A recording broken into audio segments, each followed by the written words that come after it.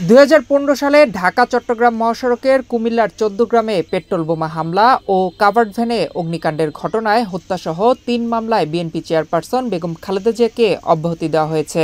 বিষয়টি নিশ্চিত করেছেন কুমিল্লা জেলা পিপি মোহাম্মদ কায়েম হক রিংকু। তৎকালীন সরকারের দায়ের করা মামলাগুলো রাজনৈতিক মামলা বিবেচনায় প্রত্যাহারের আবেদনের প্রেক্ষিতে বাকি আসামিদের মামলা প্রত্যাহার করে নেওয়া হয়েছে বলেও জানান তিনি। সোমবার বিকেলে সাংবাদিকদের এসব তথ্য নিশ্চিত করেন কায়েম হক।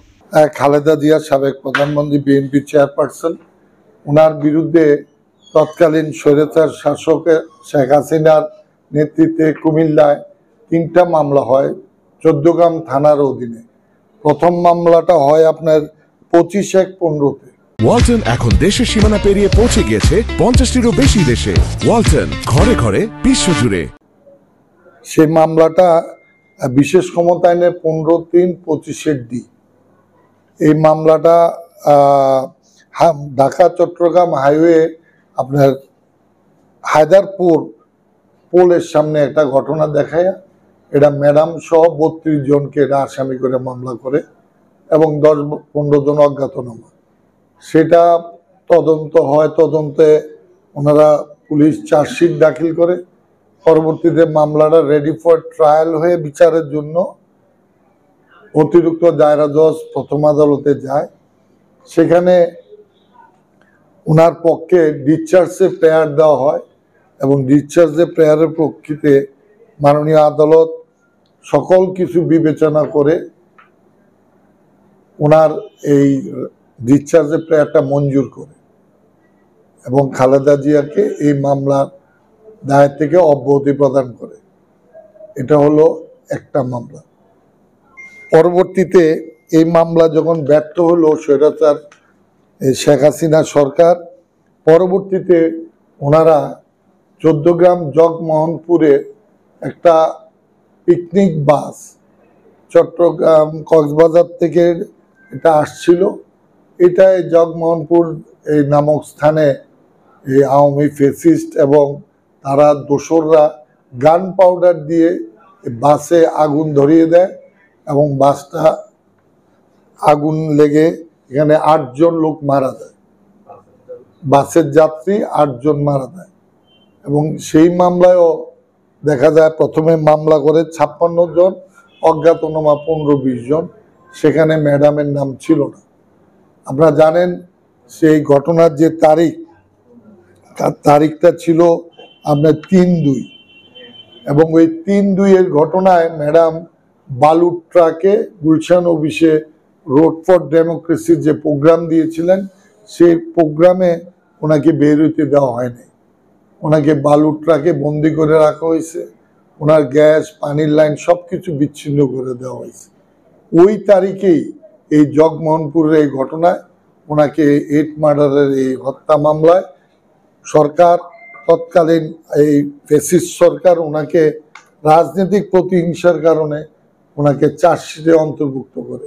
ওনাকে করে খুবই অসুস্থ তৎকালীন সময় MK আনোয়ার সাহেবকে করছে, যিনি পরবর্তীতে এই মামলার দায় নিয়ে মৃত্যুবরণ করেন, মাথায় নিয়ে মৃত্যুবরণ করেন। এরপরে ব্যারিস্টার রফিকুল ইসলাম সাহেব, উনিও বিএনপি স্ট্যান্ডিং কমিটি মেম্বার ছিল, ওনাকেও আসামি করে। তারপর আমাদের সালাউদ্দিন আহমেদ সাহেবকে, বর্তমান স্ট্যান্ডিং কমিটি মেম্বার, ওনাকে করে। আমাদের মহিলক চৌধুরী সাহেবকে করে, শকত মাহমুদকে করে, রিজভি আহমেদকে করে এবং জামাতের আবদুল্লাহ মোহাম্মদ তাহের সহ পলিটিক্যাল নেতাদেরকে এই মামলায় আপনার চার্জশিট দেন এবং চার্জশিট দেওয়ার পরবর্তীতে আমরা অনেকবারই চেষ্টা করেছি যে এই মামলাটা যে পলিটিক্যাল মামলা এবং ম্যাডাম যে এই মামলায় ঘটনার দিন উনি গুলশান অফিসে ওনার অফিসে উনি গৃহবন্দী ছিলেন সেটা জানার পরও ওনারা চার্জশিট দেন। পরবর্তীতে পরিবর্তিত পরিস্থিতিতে আমরা সমস্ত কাগজপত্র এবং গুলশান অফিসে ওনার বন্দি অবস্থার সমস্ত চিত্র এগুলি কোর্টে তুলে ধরার পরে কোর্ট সন্তুষ্ট হয়ে ওনাকে এই মামলার দায়ের থেকে অব্যাহতি দেয় এবং এই মামলাটা 2টা পার্ট হয়, একটা হত্যা মামলা আর একটা বিস্ফোরক আইনের 3 ও 4 ধারা মামলা হয় এবং 2টা মামলাই শুনানি হয় এডিশনাল 2 শফিকুল ইসলাম সাহেবের কোর্টে উনি সব কিছু পর্যালোচনা করে উনি এই মামলার দায় থেকে বেগম খালেদা জিয়াকে অব্যাহতি প্রদান করেন এবং এডিশনাল 1 ওনার প্রথম মামলাটার থেকেও অব্যাহতি প্রদান করছে। ওনার কুমিল্লায় যে 3টা মামলা ছিল 3টা মামলার থেকে উনি আল্লাহর রহমতে অব্যাহতি পেয়েছেন। দেশবাসীর দোয়ায় আমরা এই মামলার থেকে ওনাকে অব্যাহতি দান করতে পেরেছি, আমরা আল্লাহর কাছে শুকরিয়া আদায় করি। আর এই মামলা যে বাকি যে অংশটা ছিল, অ্যাজ এ পাবলিক প্রসিকিউটর আমরা রাষ্ট্রের কাছে আবেদন করেছিলাম 494 ধারা মতে, এবং রাষ্ট্র যাচাই বাছাই করে দেখেছে যে এটা একটা পলিটিক্যাল মামলা। সেই কারণে বাকি আসামিদেরকে এই মামলার দায়ের থেকে এই মামলা রাষ্ট্র আর পরিচালনা করবে না, এবং এই মামলা উইথড্রলের জন্য আমাদের কাছে চিঠি আসছে এবং সেই চিঠি আমরা জমা দিয়েছি এবং কোর্টও এটা অ্যাকসেপ্ট হয়েছে। এখন কুমিল্লায় বেগম জিয়া বা আমাদের জাতীয় নেতৃবৃন্দুর আর কোনো মামলা রইল না।